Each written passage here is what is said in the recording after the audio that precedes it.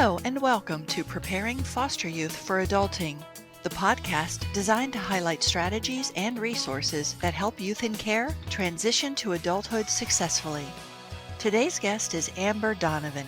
Amber is the founder and executive director of Community of Hope, a mentoring program based in Cleveland, Ohio.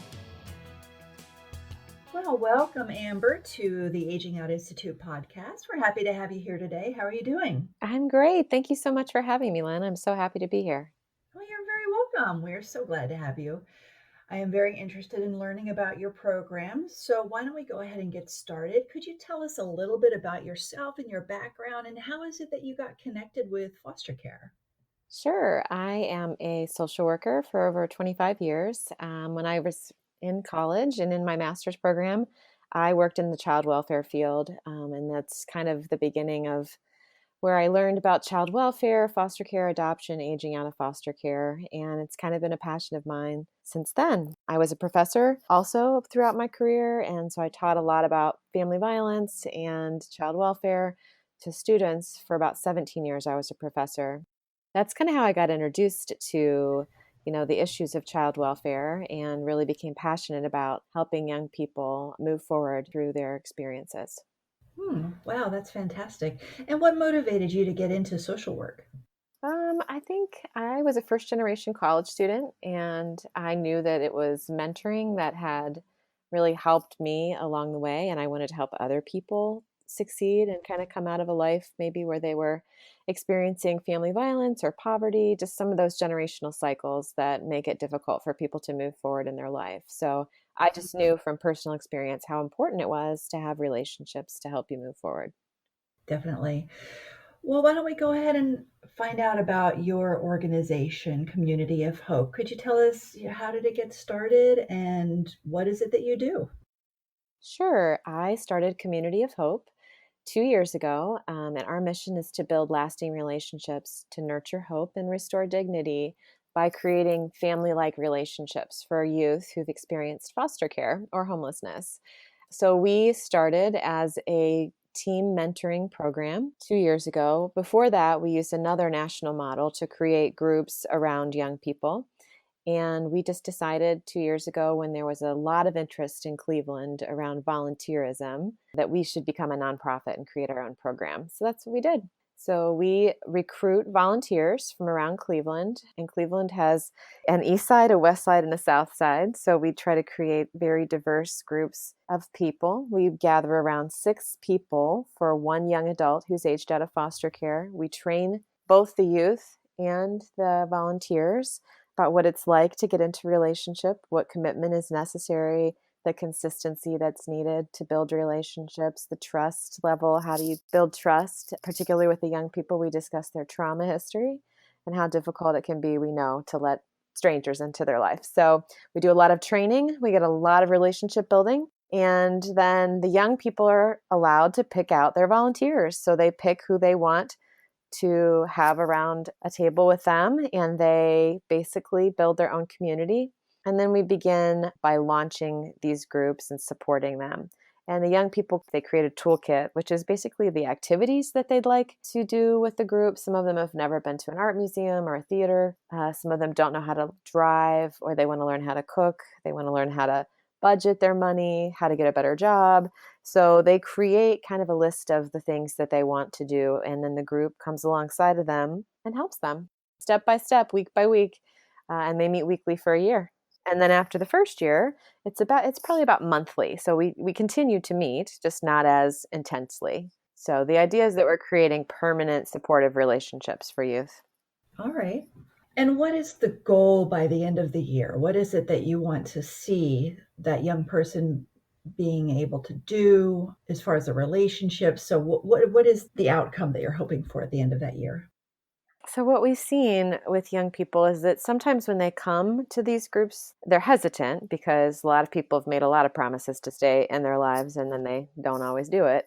But they're really anxious to have people in their lives, positive people. They're pretty isolated and pretty alone when they age out of foster care. So, we serve youth between 18 and really 28 years old. And when they come to us, Sometimes they're still in foster care, so they haven't already aged out, some of them. Some of them have aged out and they're a little older. About 40% of them are parents, young parents. So what we're looking for is we're measuring a lot of the different things that are going on in their lives. So are you housed?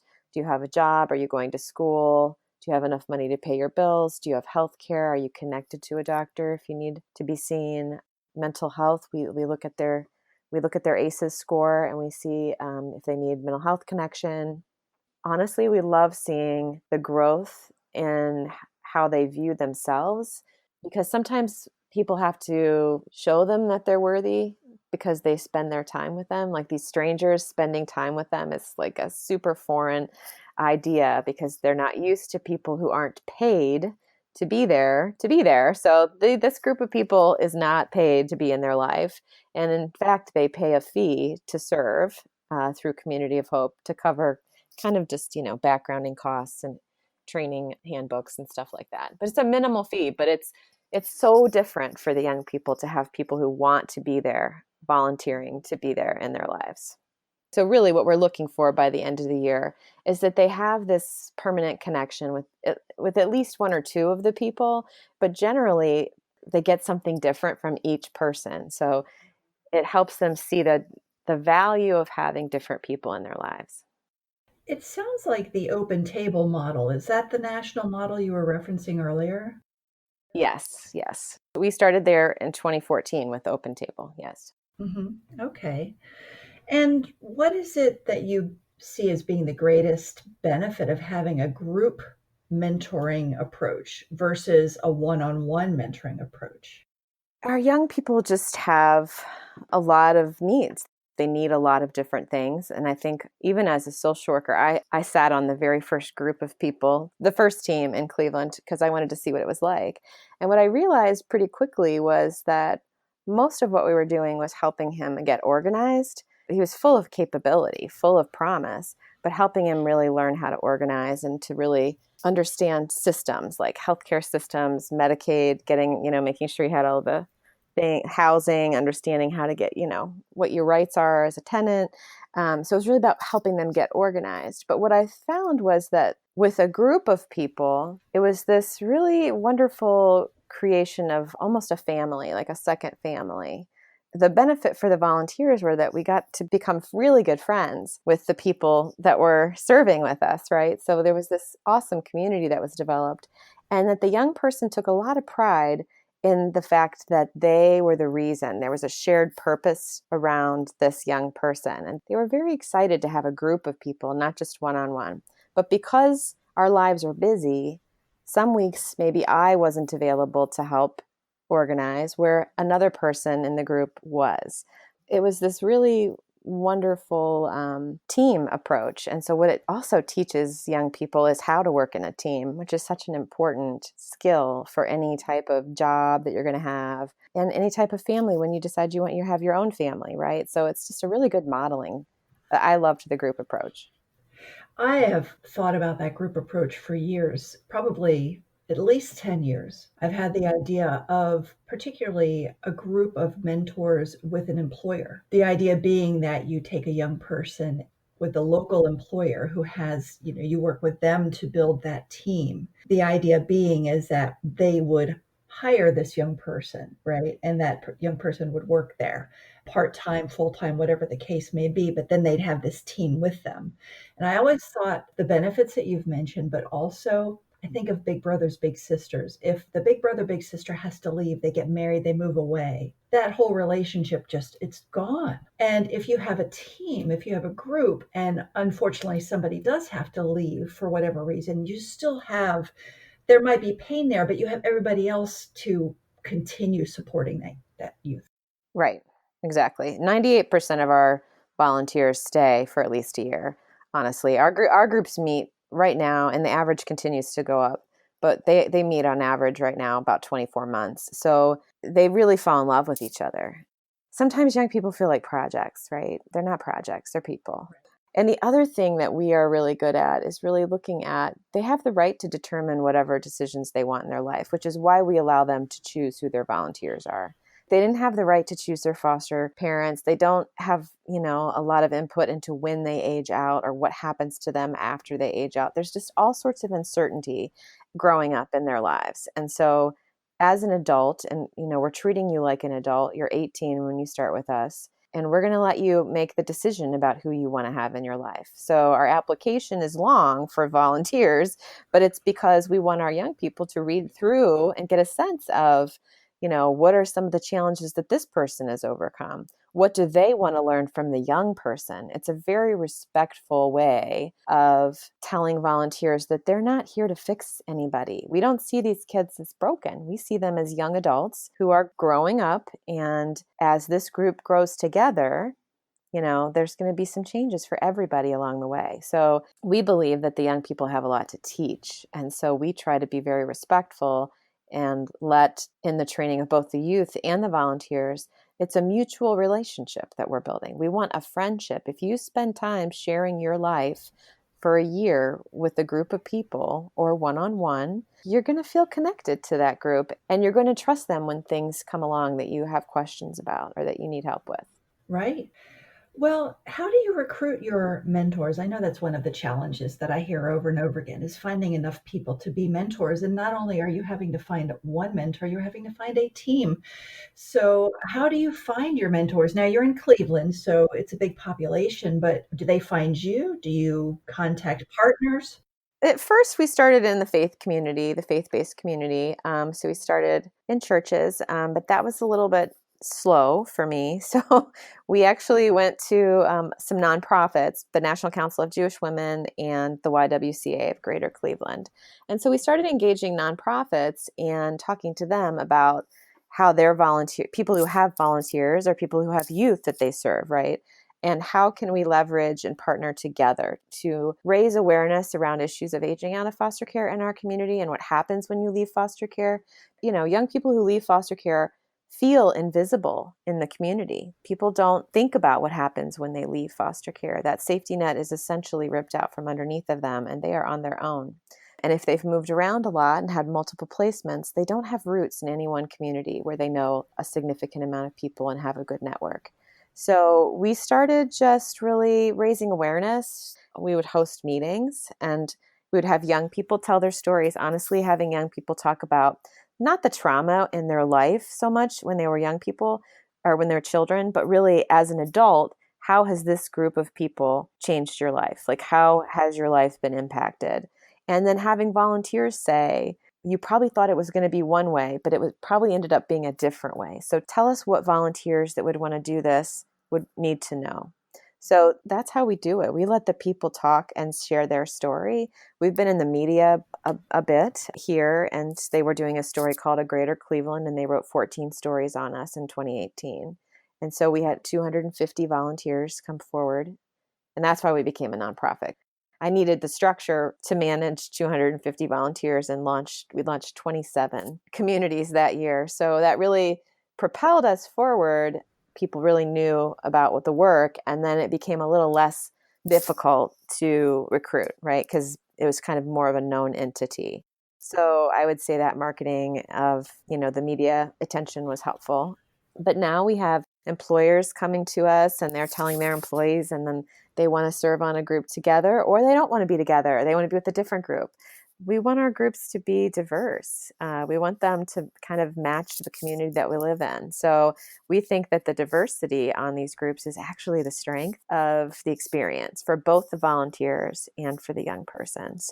It's really challenging. I mean, whenever you get a group of strangers together, sometimes they're not strangers, but most of the time they are strangers. Their shared purpose is really that they want to help a young person move their life forward. And some people also need community in their own life.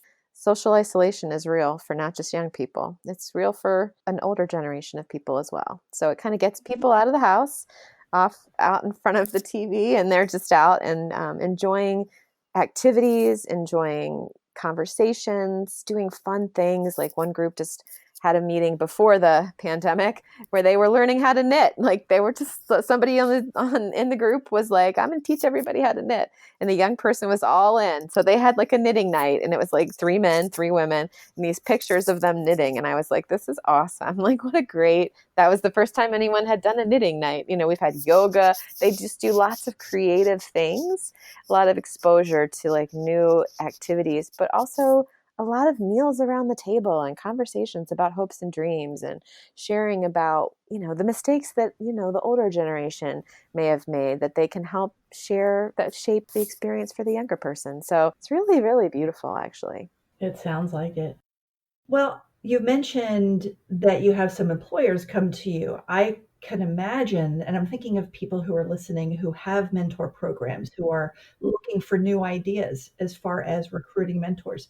Employers, many of them are looking for a connection with the community. There's that social responsibility desire. And so I could see that absolutely being an opportunity, as well as maybe retirement activity centers and things like that, because people who have retired may be looking for, like you're saying, some kind of personal connection with somebody else, and mentoring might be a way to go. Right. It's a little tricky because a lot of people want to do sort of like a one and done. We call those kind of, you know, more of transactional, you know, a one and done 1 hour and we've done something and we feel good and we leave. But that doesn't essentially transform anybody's life, right? So this is definitely for somebody who is looking for a more transformative experience. Like they're looking to learn and to grow and to have an open mind and an open heart and really not be judgmental, right? There's a lot of learning for the volunteers, more than they anticipate at the beginning. And so oftentimes the volunteers will say, well, I actually had a volunteer say to me about 6 months into her group, it was a very diverse group. It was 3 Jewish ladies from the National Council of Jewish Women, and it was 5 African American church members. We had an event, and she said to me, my life is big now in a way that I didn't know I needed.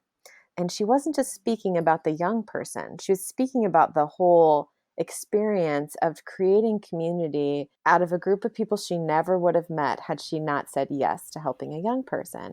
And the young person became the leader, right? She was the leader of that group and so proud of the family that they created. And they just like they get together still, even now it's been almost 3 years. Yeah, it'll be 3 years.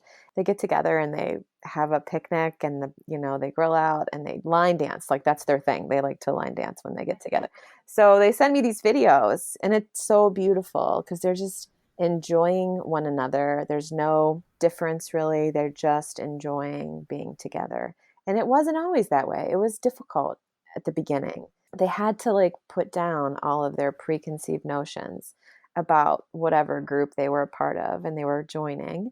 And the young person, the same thing. She had preconceived notions of both populations as well. And so she had to let those stereotypes go and really realize that there's more that connects us than separates us. So it was really that they teach us, right? They inform the direction of the work that we go through. And each group teaches us something new about how to do the work. We really love letting the youth lead us. When we do a youth training, we have a young person do the training. We have a young person come and speak to the young people we're training for this experience. And we have them say, this is what it is. This is what's good about it. These are the challenges that you'll go through. But if you stick it out, if you stay consistent, if you keep communicating, it's going to be awesome. Like you're going to have these amazing people in your life. So that's really fun too. Yeah. That's great to set the stage that way. You have a lot of mentors. How do you communicate with them? So we use a project management database called Basecamp. We communicate through 2 ways. So each group has their own Basecamp, which is basically like their own group of people. So just their team without the young person and with all of my staff and myself.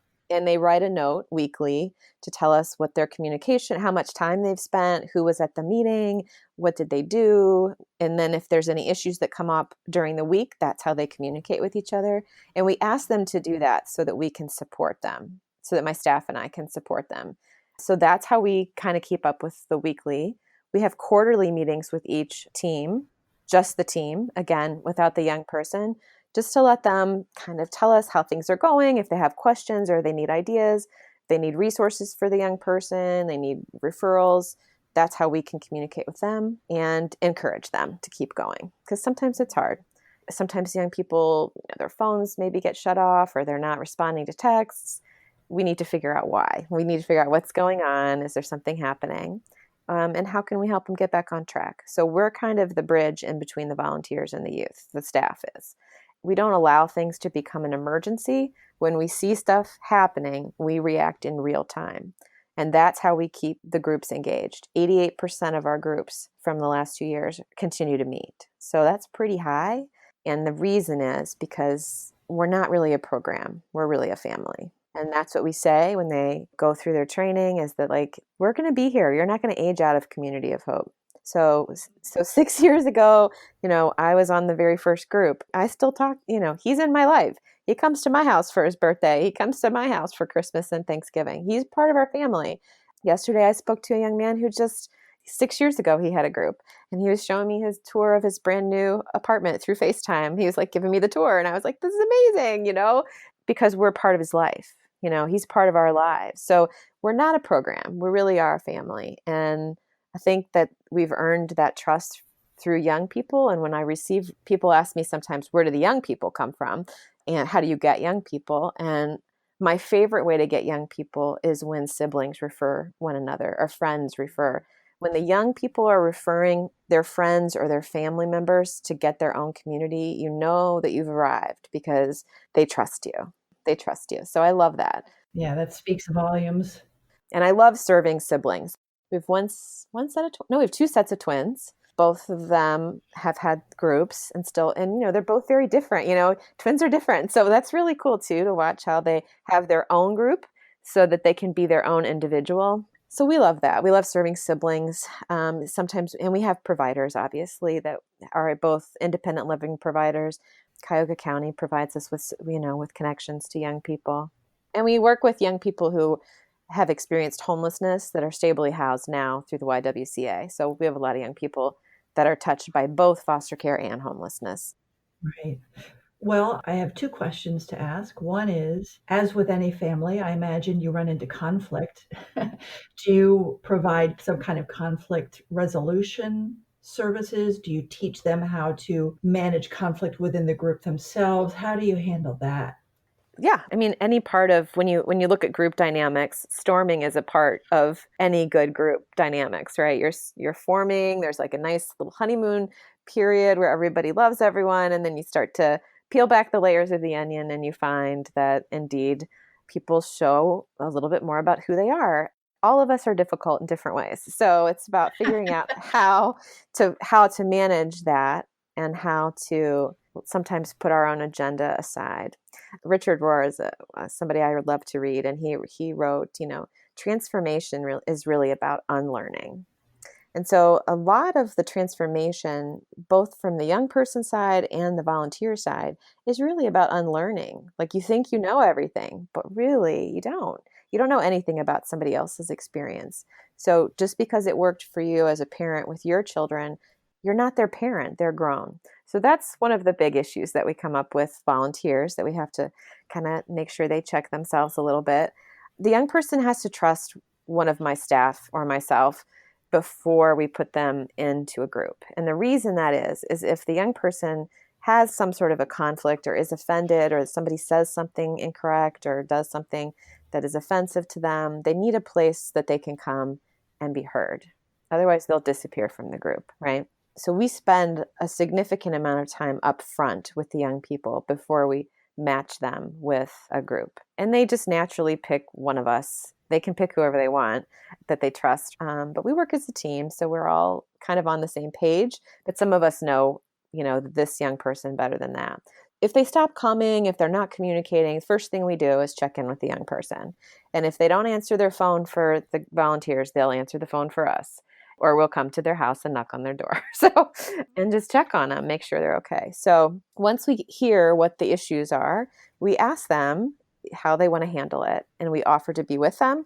We offer to let them handle it, like talk them through, coach them, or we offer to go with them to the meeting or just talk to volunteers without them, whichever they feel the most comfortable with, because oftentimes, their trauma can be triggered and the volunteers don't even know that they've done that. So we let them lead the way. They tell us what they want. And then based on whatever they feel comfortable with, that's how we proceed.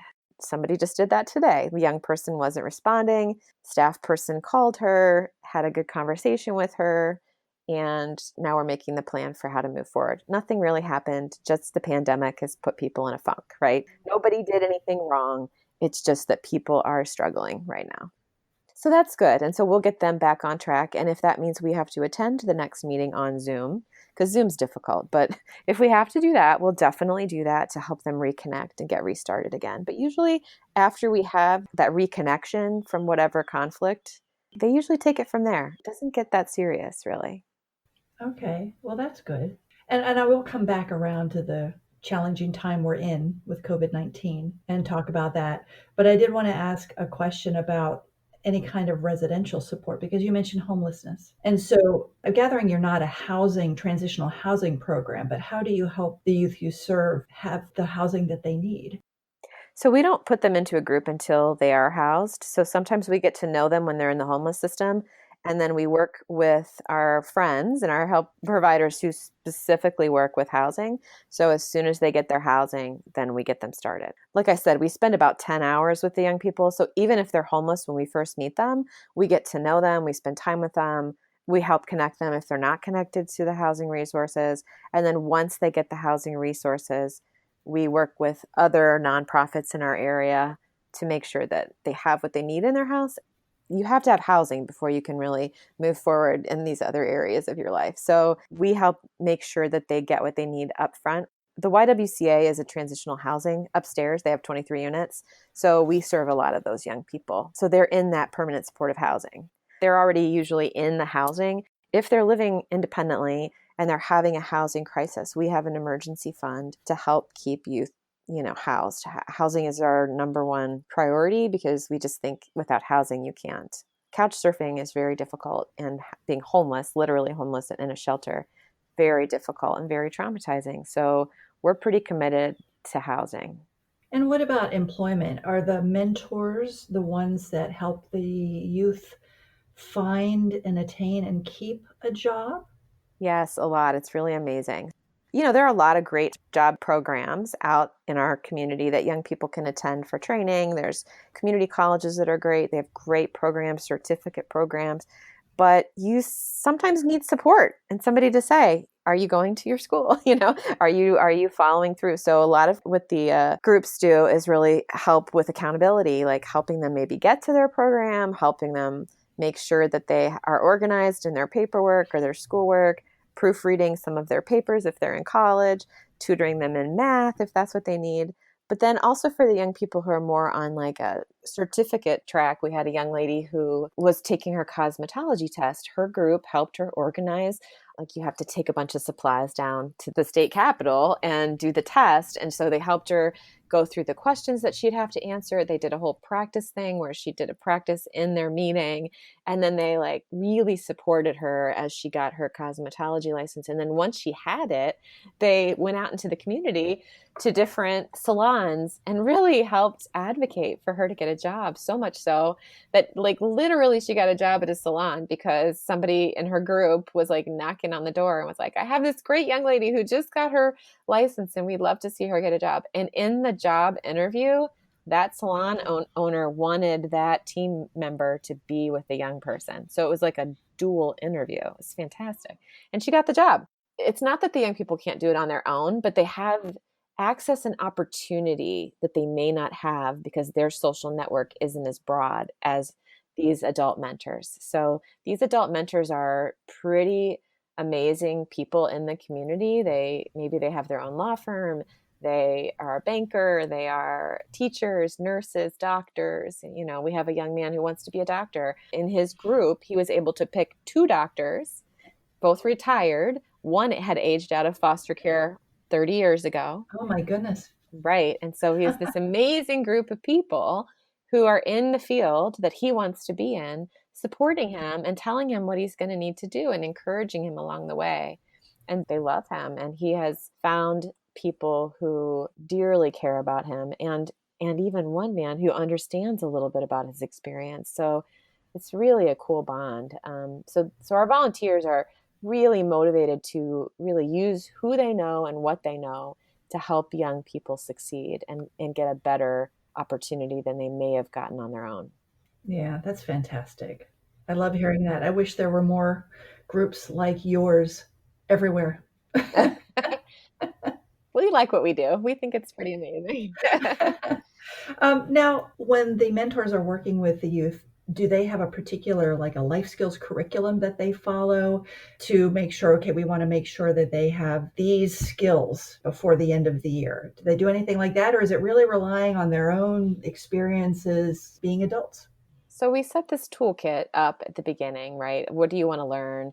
Where do you want to be exposed to? What activities? What goals? I mean, last year we helped 12 young people get their driver's license. That takes a lot of time. We had one group that spent like 100 hours driving around trying to teach. Yeah, I mean, it's a commitment. So one skill at a time is kind of how we go, one thing at a time that they want to master. And the young person sets that intention. We don't want it to feel like it's, residential facility or any type of ISP that they're used to. Like, we want this to be more organic. And again, it's really driven by relationship. Sometimes the volunteers are eager to accomplish, right? It's a very middle class, upper middle class value to accomplish things and to like climb a ladder towards success. We really believe you're not going to be done in a year. We're not going to walk away from these young people in a year, which is why we created our own program. We were like, they're 18. They're going to need people forever, just like we need people forever.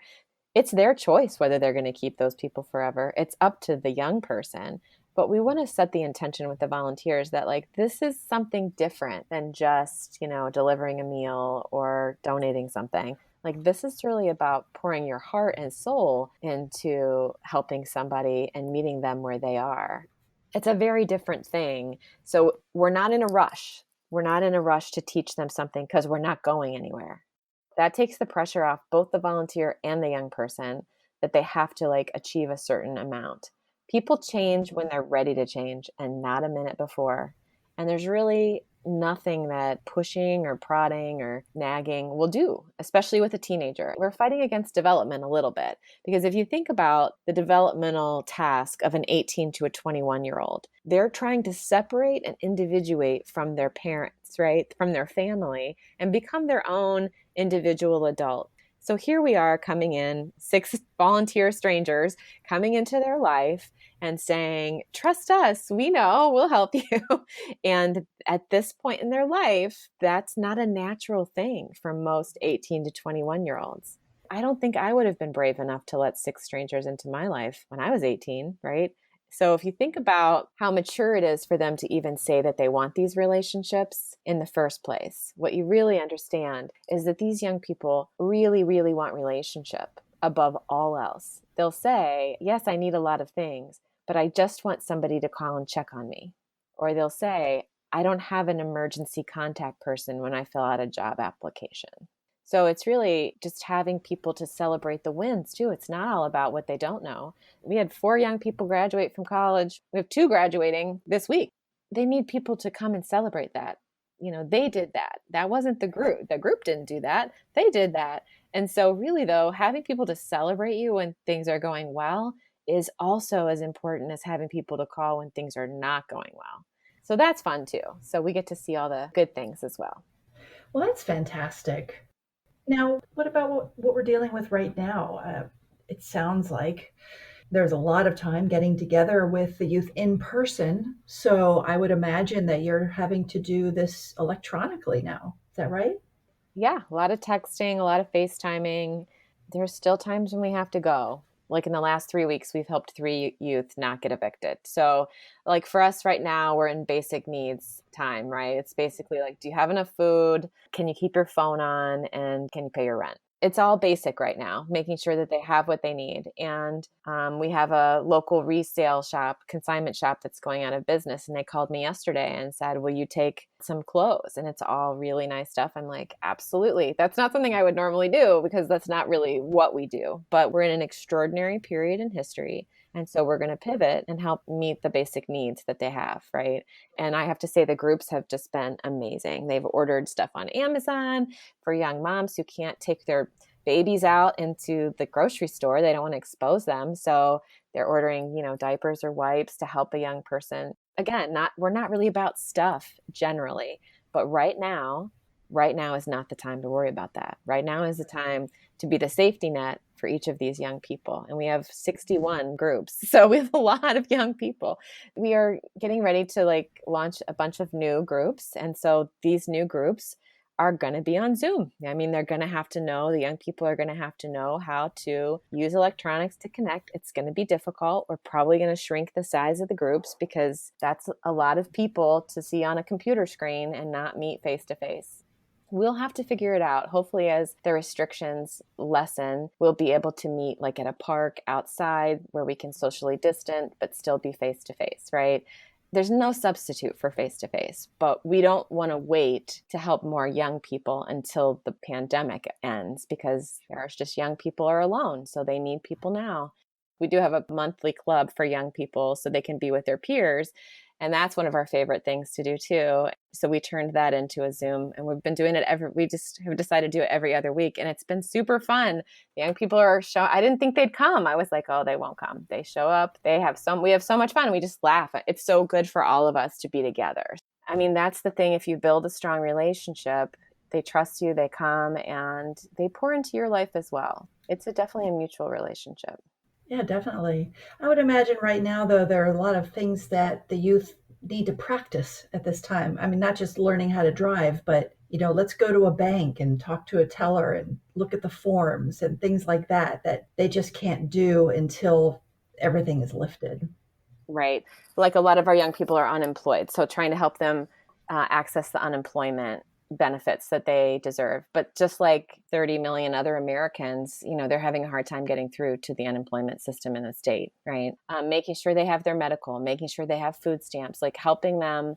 We have to do it over the phone. That's what we've been helping with. And, we're really toying with using Chromebooks and hotspots for young people that are getting ready to start with their groups because using your phone, young people use their phone to do a lot of things. Their phone is their lifeline. But if we could provide them with a Chromebook and a hotspot, they would be able to apply for jobs. They would be able to Zoom with their group. They would be able to check email. They'd have more access to the things that the rest of the world have access to that are really difficult to access through your phone. It's really hard to apply for a job on your phone. So that's kind of our next level thinking about how do we pivot and provide during this pandemic, which it's probably going to go on for a little while. So we're just trying to think about how do we strategically help young people now in the environment we're in now learn to navigate systems that previously people could have gone with them to help navigate. But right now we can't do that. I think we're doing a good job with figuring out how to meet their needs. Sounds like you're doing a great job, in fact. So, can the mentors give the youth things, money, or is that discouraged? I'm just curious how you set that up in your program. Well, so we let every group be autonomous with the caveat that money creates hierarchy. A lot of times when you grow up in foster care, it's a weird thing. People give you the things you don't really need. The things that you need most aren't really things when you're growing up, right? There's security, safety, love, support. So sometimes young people do receive that in foster care and sometimes they don't. But oftentimes, at Christmas, people give a lot of gifts, to the county to give to foster youth, or, the adoption folks will provide presents or gift cards. They're used to getting stuff. So we don't discourage some support. It needs to be a consensus between the members of the group. So one person shouldn't just if a young person comes to one person in the group and says, I can't pay my phone bill, would you be able to help me pay my phone bill? It's just $60 this month. I'll do better and I'll manage my money next month, but I really need my phone to be able to, get jobs.